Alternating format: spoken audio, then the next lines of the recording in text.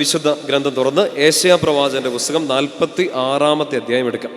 46 3 4 വാക്യങ്ങൾ. Book of Isaiah chapter 46 versus 3 and 4 വായിക്കാം. ഗർഭത്തിലും ജനിച്ചതിന് ശേഷവും ഞാൻ വഹിച്ച യാക്കോബ് ഭവനമേ, ഇസ്രായേൽ ഭവനത്തിൽ അവശേഷിക്കുന്നവരെ എൻ്റെ വാക്ക് കേൾക്കുവിൻ. വായിച്ചോ. നിങ്ങളുടെ വാർദ്ധക്യം വരെയും ഞാൻ അങ്ങനെ തന്നെ ആയിരിക്കും. നിങ്ങൾക്ക് നര ബാധിക്കുമ്പോഴും ഞാൻ നിങ്ങളെ വഹിക്കും. ഞാൻ നിങ്ങളെ സൃഷ്ടിച്ചു, നിങ്ങളെ വഹിക്കും, ചുമലിലേറ്റി രക്ഷിക്കുകയും ചെയ്യും. പറഞ്ഞേ ഹല്ലേലൂയ. ഇത് ഇസ്രായേൽ ജനത്തിന്, ദൈവജനത്തിന് ദൈവം കൊടുക്കുന്നൊരു വാഗ്ദാനമാണ്. ഞാൻ ഗർഭത്തിൽ മുതൽ വഹിച്ച എൻ്റെ ജനമേ, ഞാൻ നിങ്ങളെ താങ്ങി നടക്കാമെന്നാണ്. മനുഷ്യരും ദൈവവും തമ്മിലുള്ളൊരു വ്യത്യാസം, മനുഷ്യൻ മാറും, ദൈവം മാറുമോ? ഇല്ല. നമ്മൾ മാറും, നമ്മുടെ പെരുമാറ്റം മാറും, നമ്മുടെ സ്വഭാവ രീതികൾ മാറും. നമ്മൾ ഒരിക്കൽ സ്നേഹിച്ചവരെ ചിലപ്പോൾ നമ്മൾ മറന്നേക്കാം, ചിലപ്പോൾ നമ്മൾ വെറുത്തേക്കാം. കർത്താവിൻ്റെ സ്വഭാവം ഇതാണ്, അവൻ മാറില്ല. അതുകൊണ്ടാണ് വാക്ക് പറയുന്നത്, വാർദ്ധക്യം വരെയും ഞാൻ അങ്ങനെ തന്നെ ആയിരിക്കും, മാറ്റം ഉണ്ടാവില്ല. എന്താണ് മോശയോട് പേര് ചോദിക്കുന്ന സമയത്ത് മോശയോട് പറയുന്നത്, I am who I am, ഞാൻ ആകുന്നവൻ ആകുന്നു, മാറ്റമില്ല. പറഞ്ഞേ ഹല്ലേലൂയ. ഇതിൻ്റെ അർത്ഥം പിടികിട്ടുന്നുണ്ടോ? ഞാൻ അങ്ങനെ തന്നെ ആയിരിക്കും എന്ന് വെച്ചാൽ എന്താ? അതായത് എൻ്റെ സ്വഭാവത്തിന് മാറ്റം ഉണ്ടാവില്ല. ദൈവം പറയാണ്, എന്താണ് സ്വഭാവം? ഗർഭം മുതൽ നിന്നെ ഞാൻ വഹിച്ചു, ഇപ്പോഴും വഹിക്കുന്നു, ഇനിയും വഹിക്കും, വാർദ്ധക്യം വരെയും നരബാധിക്കുന്നത് വരെയും അവസാന സമയം വരെയും ഞാൻ നിന്നെ വഹിക്കും, നിന്നെ ഞാൻ രക്ഷിക്കും. പറഞ്ഞേ ഹല്ലേലൂയ. വഹിക്കും എന്ന് പറഞ്ഞാൽ എന്നു മനസ്സിലായോ? ബൈബിളിലെ ഒരു സുന്ദരമായ ലാംഗ്വേജ് അനുസരിച്ച് തോളിലെടുത്തുകൊണ്ട് നടക്കുമെന്നാണ്. തോളിലെടുത്തുകൊണ്ട് നടക്കും. ഒരു പ്രതിസന്ധി, ഒരു വിഷമം, ഒരു ബുദ്ധിമുട്ട് വരുമ്പോൾ നമുക്ക് ഉറപ്പ് കിട്ടേണ്ടതും നമ്മളെ നേരെ നിർത്തേണ്ടതും ഒറ്റ കാര്യമാണ്. നമ്മുടെ കയ്യെ പിടിച്ചിരിക്കുന്നത്, നമ്മളെ വഹിക്കുന്നത്, നമ്മളെ തോളിൽ കൊണ്ടേ നടക്കുന്നത് ആരാണ്? സർവശക്തനായ ദൈവമാണ്. വിശ്വാസത്തോടെ പറഞ്ഞേ ഹല്ലേലൂയ. സോ കർത്താവിൻ്റെ സ്വഭാവത്തിന് മാറ്റമില്ല. അവൻ, ഞാൻ എൻ്റെ അമ്മയുടെ ഉദരത്തിലായിരുന്നപ്പോൾ എന്നെ വഹിച്ചവൻ.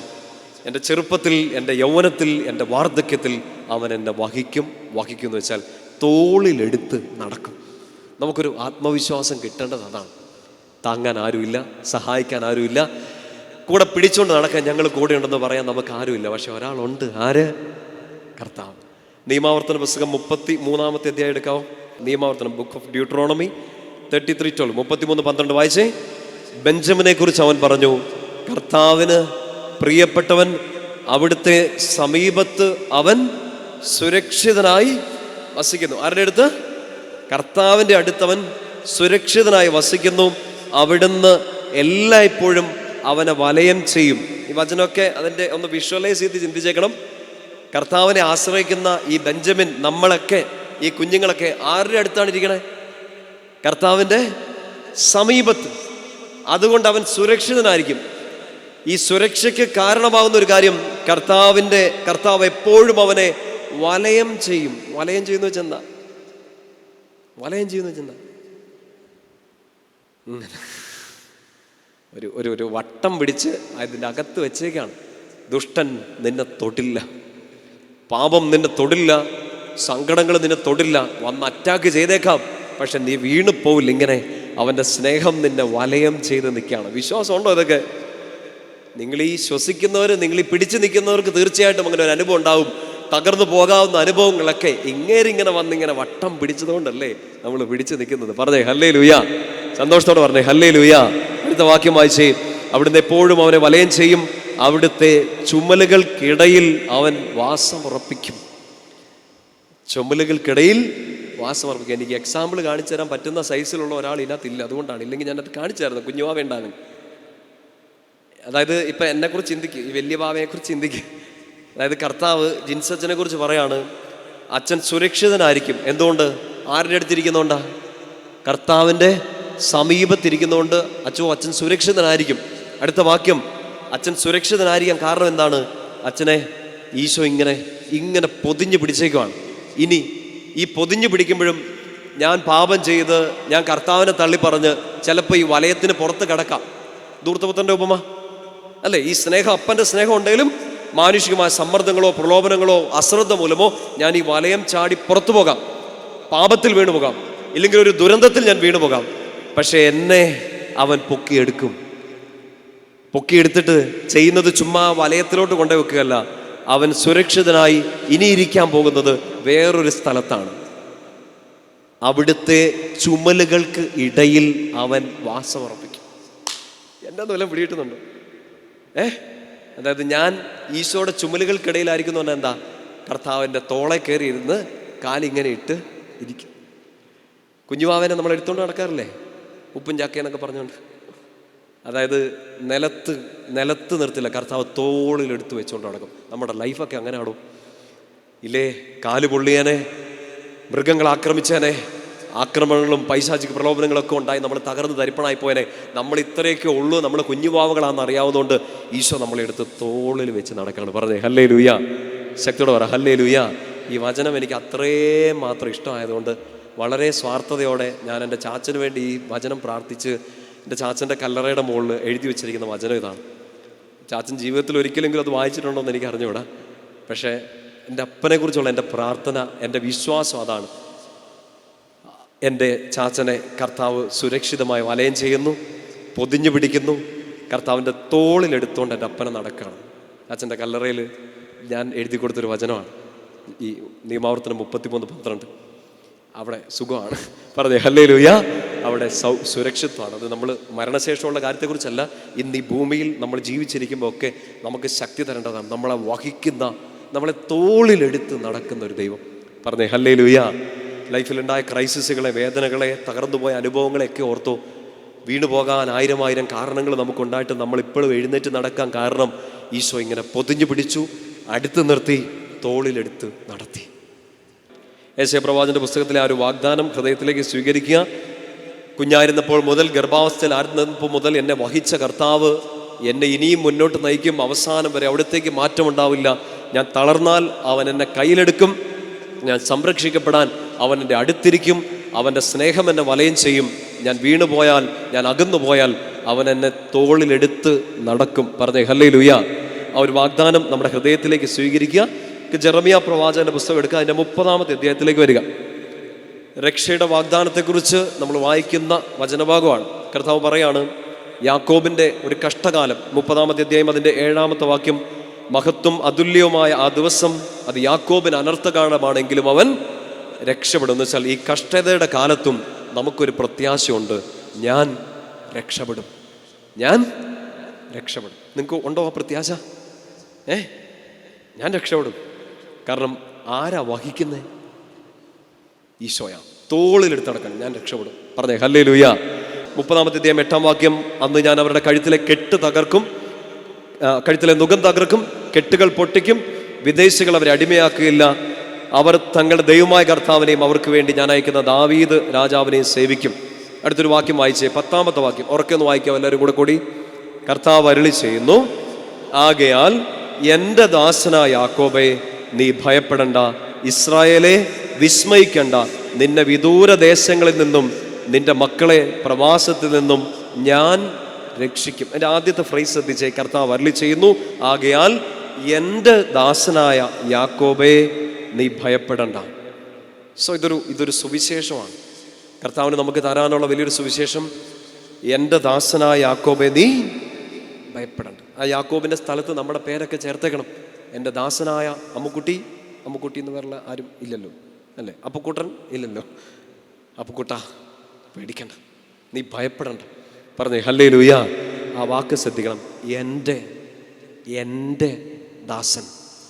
ഈശോയുടെ മുമ്പിൽ നമുക്കുള്ള ഒരു ഐഡൻറ്റിറ്റി ഈശോയുടെ സ്വന്തമാണ്. കിട്ടുന്നുണ്ടോ? ഈശോയുടെ സ്വന്തമാണ്. ആ സ്വന്തമായിരിക്കുന്ന ആളെ നോക്കാൻ കർത്താവിന് അറിയത്തില്ലേ? പറയുന്ന വടി കിട്ടുന്നുണ്ടോ? മനസ്സിലാവുന്നുണ്ടോ? ആ സ്വന്തമായതിനെ നോക്കാൻ ഈ അപ്പൻ അറിയാലോ. ഈശോ നമ്മളെ ഓരോരുത്തരെയും പേഴ്സണലി വിളിച്ച് പറയുന്നതാണ് എൻ്റെ ദാസൻ, എൻ്റെതാണ്. പറഞ്ഞേ ഹല്ലേലൂയ. യെശയ്യാ 41:10 എടുക്കാവോ? നമുക്ക് 30 തിരിച്ചു വരാം. യെശയ്യാ പ്രവാചകന്റെ പുസ്തകം 41-ാമത്തെ അധ്യായം അതിൻ്റെ 8ഉം 9ഉം വാക്യങ്ങൾ. 8ഉം 9ഉം 10ഉം വാക്യങ്ങൾ കിട്ടിയോ? അറിയാവുന്നൊരു വചനഭാഗമാണ്. ഏശയ്യാ 41, 8, 9, 10 വാക്യങ്ങൾ ഉറക്കെ വായിച്ചു. ഒരു അഭിഷേകത്തോട് വായിച്ച്. എൻ്റെ ദാസനായ ഇസ്രായേലെ, ആ എൻ്റെ എന്നുള്ളത് സ്ട്രെസ് ചെയ്ത് വായിച്ചു കേട്ടോ.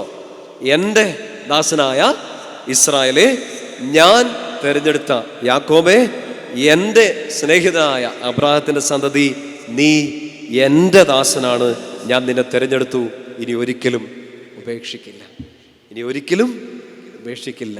നമ്മൾ ചിലപ്പോൾ നമ്മുടെ സങ്കടങ്ങളുടെ നീർച്ചുഴിയിൽ കടന്ന് പെടാപ്പാട് വിടുമ്പോൾ, ശ്വാസം എടുക്കാൻ മടുക്കുമ്പോൾ, നമ്മൾ തളരുമ്പോൾ ചോദിക്കാറുണ്ട്, കർത്താവേ നീ ഉപേക്ഷിച്ചോ, നീ ഉപേക്ഷിച്ചോ?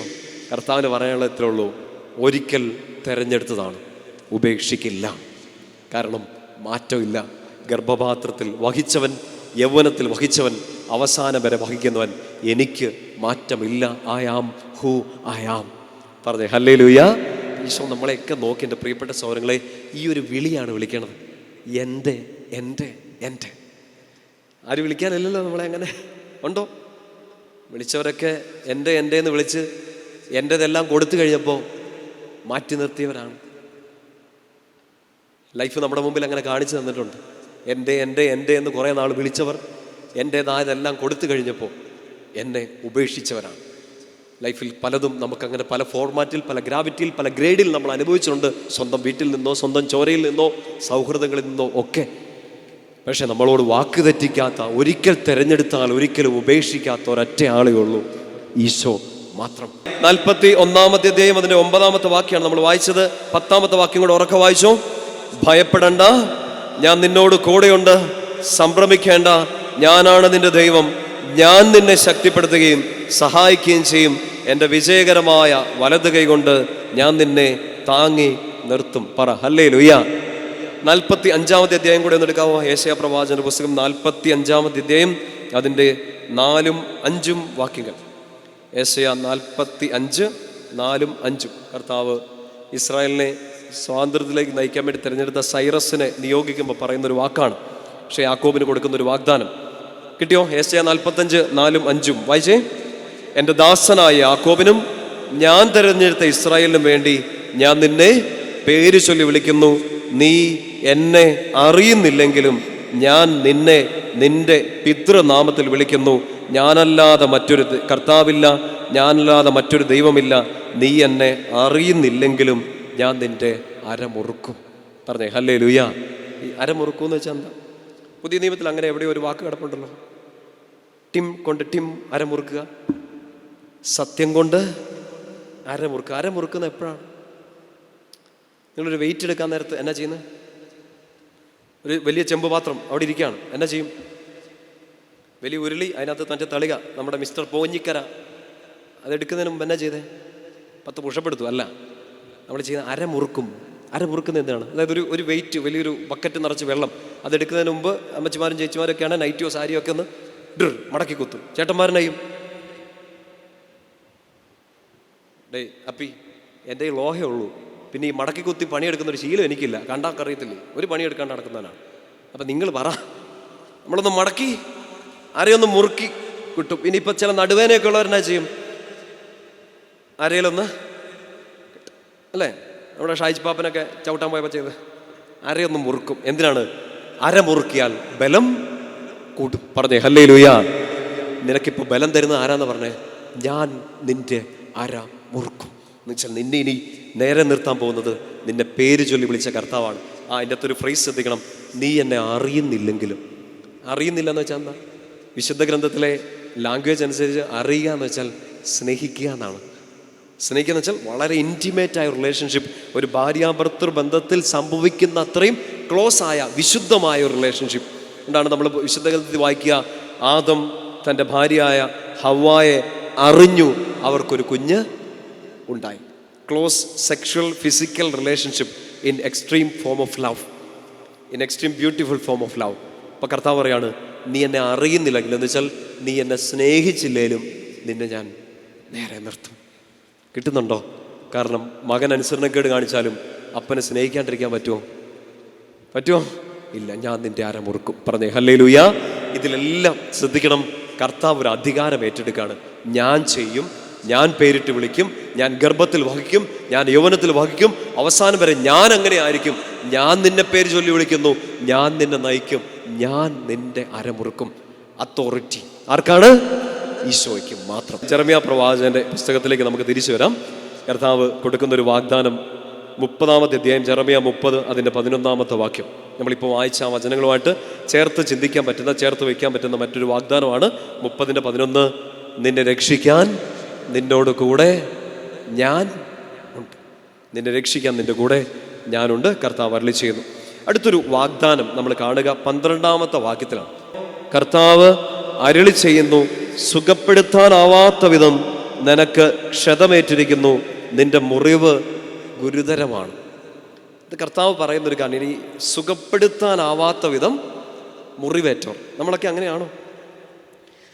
നമുക്കറിഞ്ഞൂടാ, ദേഹത്ത് മുറിവൊന്നും നമുക്ക് കാണത്തില്ല, പക്ഷെ എന്തോ മുറിവുള്ളിലുണ്ട്. ഉണ്ടോ? അടുത്തിടയ്ക്ക് എവിടെയോ ആരോ എനിക്ക് ഷെയർ ചെയ്തെന്നൊരു ഫോട്ടോയാണ്. 2 കാർട്ടൂൺ വരച്ചു വെച്ചേക്കാണ്. ഒരു ഫ്രെയിമിൽ 2 കാർട്ടൂൺ വരച്ചു വെച്ചേക്കാണ്. ബസ്സിലോ ട്രാമിലോ ഇല്ലെങ്കിൽ എനിക്കൊന്ന് മെട്രോയിലോ അങ്ങനെ ആൾക്കാരിങ്ങനെ നിന്ന് പോവാണ്. ഇങ്ങനെ പിടിച്ചിട്ടുണ്ട്. കുറച്ച് പേര് ഒരു കയ്യിൽ മൊബൈൽ ഉപയോഗിക്കുന്നു, കുറേ പേര് ഇങ്ങനെ പിടിക്കുന്നു, കുറച്ചൊരു ബാഗ് ചേർത്ത് പിടിക്കുന്നു, ലേഡീസ് ജെൻസ് ഒക്കെ ഉണ്ട്.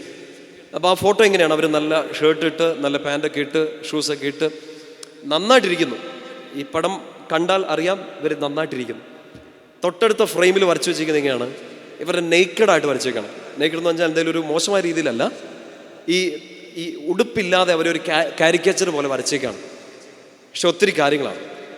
ഇവിടെ ഒരു വലിയ മുറിവ്, ഇവിടെ ഒരു വലിയ മുറിവ്, കണ്ണിലെ കൂടെ ഇങ്ങനെ ഒഴുകുന്ന ഒരു പാട്, കയ്യേല് 2 കയ്യേല് മുറിവ്, അരയ്ക്ക് മുറിവ്, കാൽഭാഗത്തിന് മുറിവ്, തുടഭാഗത്തിന് മുറിവ്.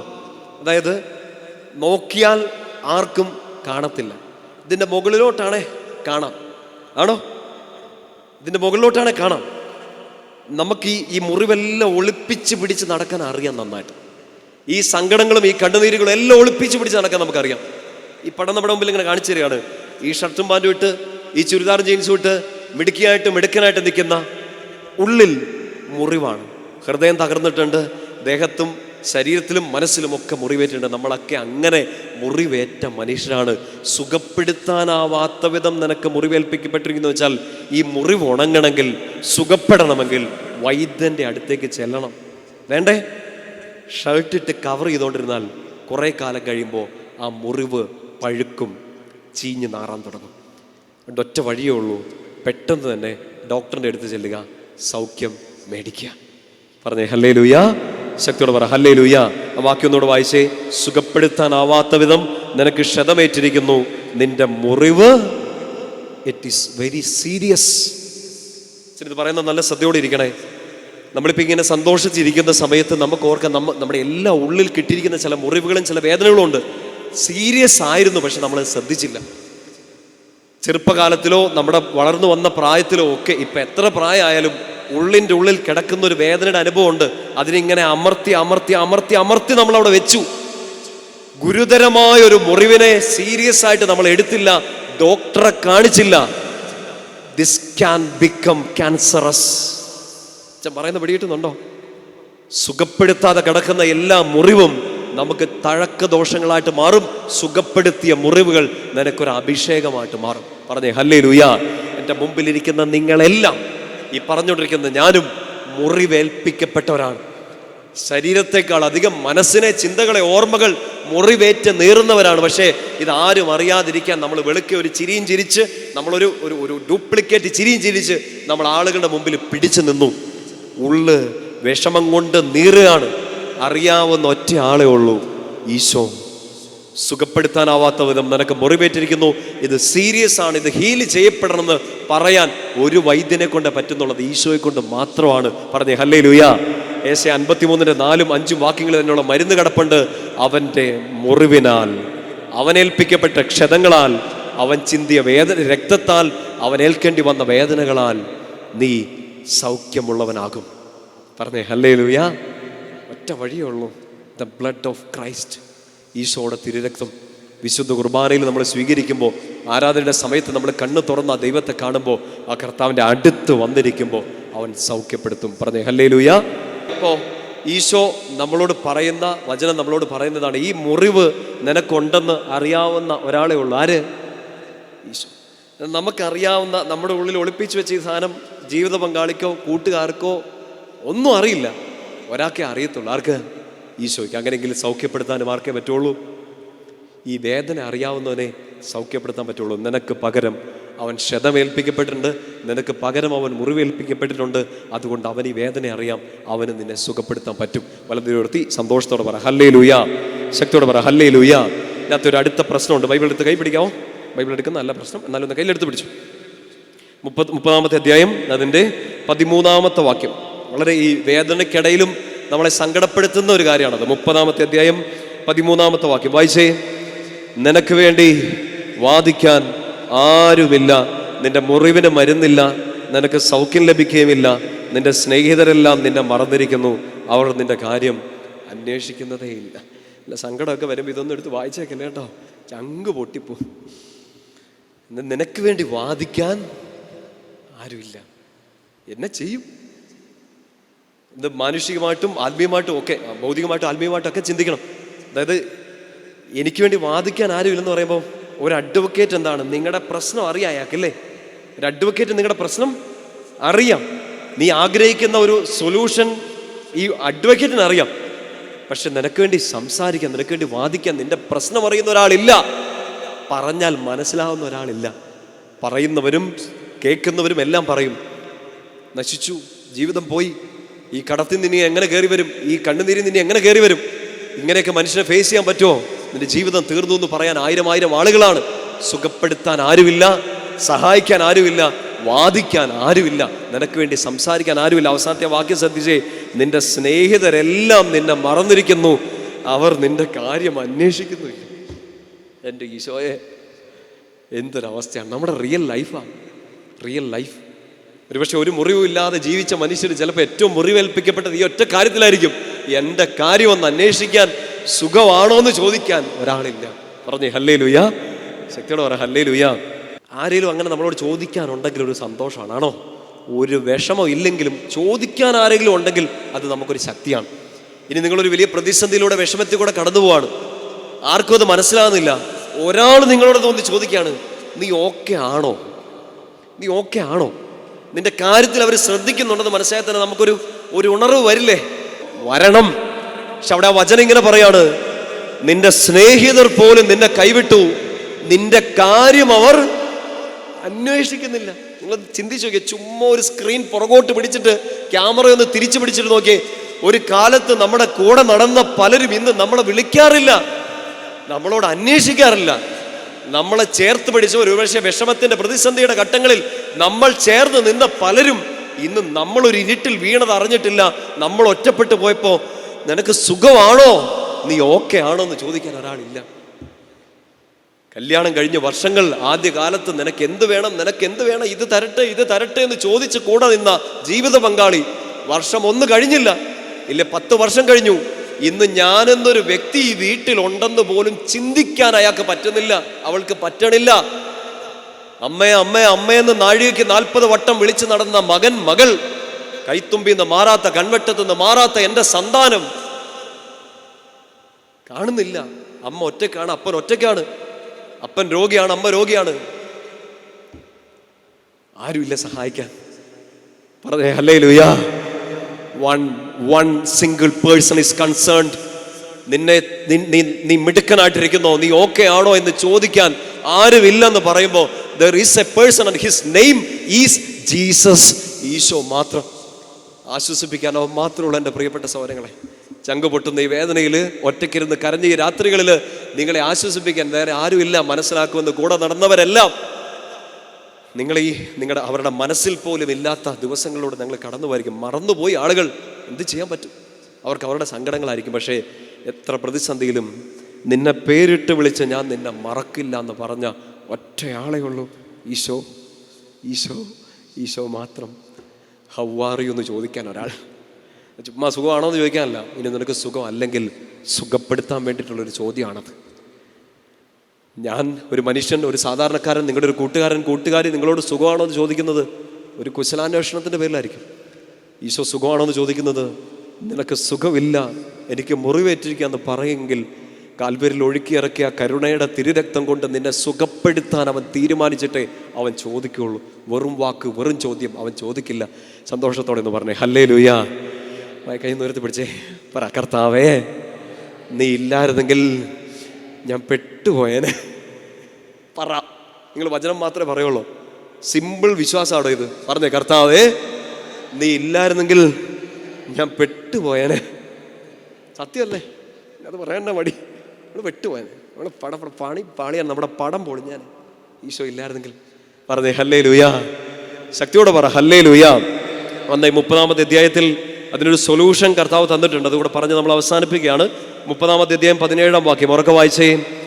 ഞാൻ നിനക്ക് വീണ്ടും ആരോഗ്യം നൽകും. പ്രോമിസാണ്.